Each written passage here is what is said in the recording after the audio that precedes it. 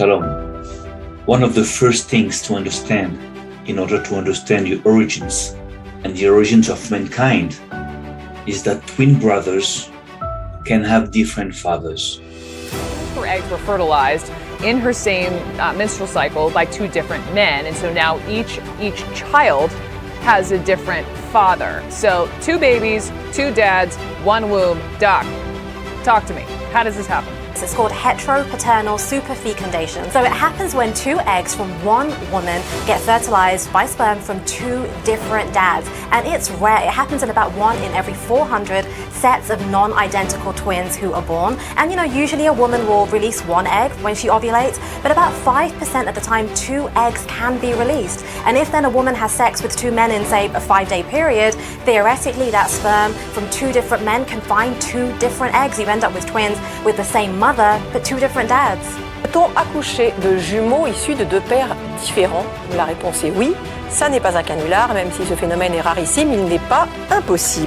Donc vous avez deux ovules qui sont pénétrés par deux spermatozoïdes différents. Donc c'est une femme qui a ovulé au cours d'un même cycle, deux ovules issus de ce qu'on appelle follicules, des poches d'eau, qui libèrent un ovule qui va être fécondé par deux spermatozoïdes différents. Donc en l'occurrence, ça va donner dans le cadre de cette patiente ces deux spermatozoïdes qui ont été émis par deux hommes différents à l'occasion de deux rapports distincts. Ces rapports peuvent être éloignés de combien de temps pour que ça soit possible? On sait que les spermatozoïdes sont capables de vivre 3 jours dans les voies génitales féminines.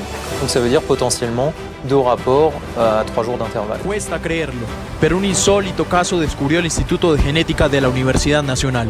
Mellizos de diferentes padres. Ese fue el resultado que se obtuvo después de haber estudiado el ADN de la mamá, el papá y los dos bebés. Pero ¿por qué puede ocurrir este fenómeno? Una de las teorías es que haya sido un embarazo heteropaterno.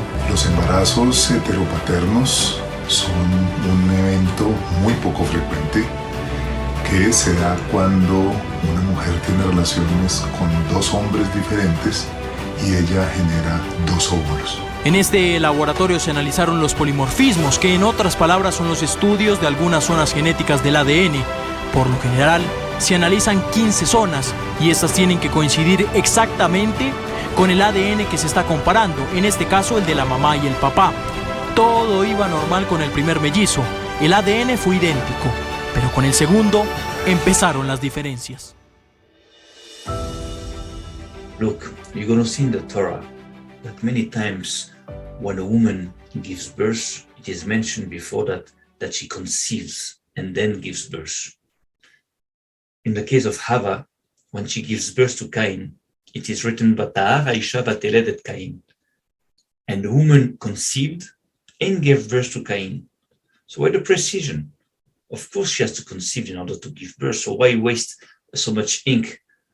Well, the point is that in that particular case, when it is written that she gives birth to Cain, then it is written that she kept on giving birth to Evel, his brother.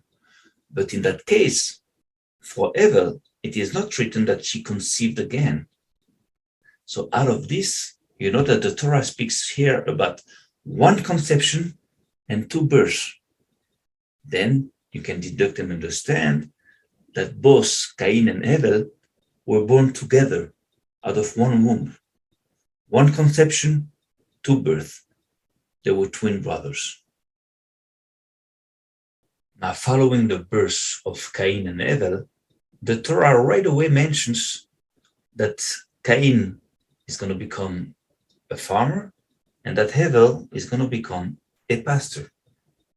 Right away, the Torah exposes the opposite natures of Cain and Evel.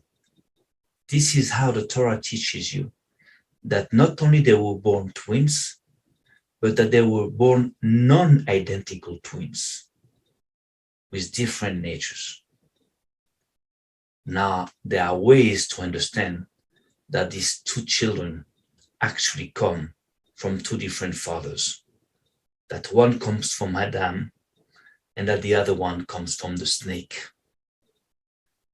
First of all, you have Rashi that teaches you that the snake saw Hava and Adam having a relationship and then wanted Hava in order for you to deduct that of course there was a relationship between the snake and Hava somehow.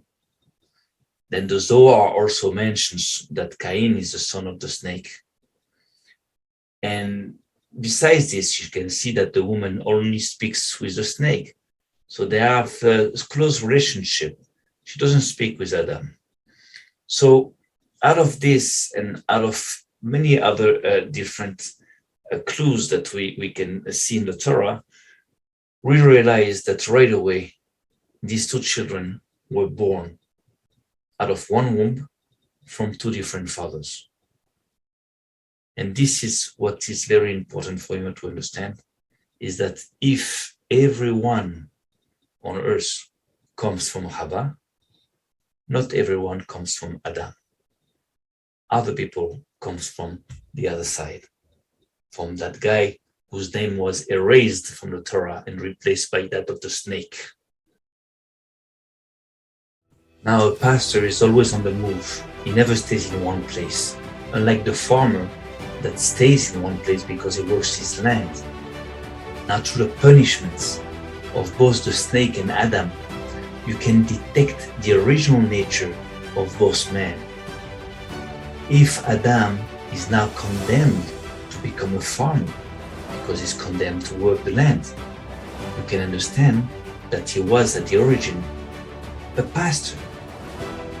And the snake, which is now condemned to go, was at the origin a farmer that is now condemned to have a pastor's life. So out of this, you understand that Cain, that was born with the nature of a farmer, was actually the son of the man that had that nature, which was the snake. And that Hevel was born with the nature of a pastor, was actually the son of Adam, who actually at the origin was a pastor. Understand?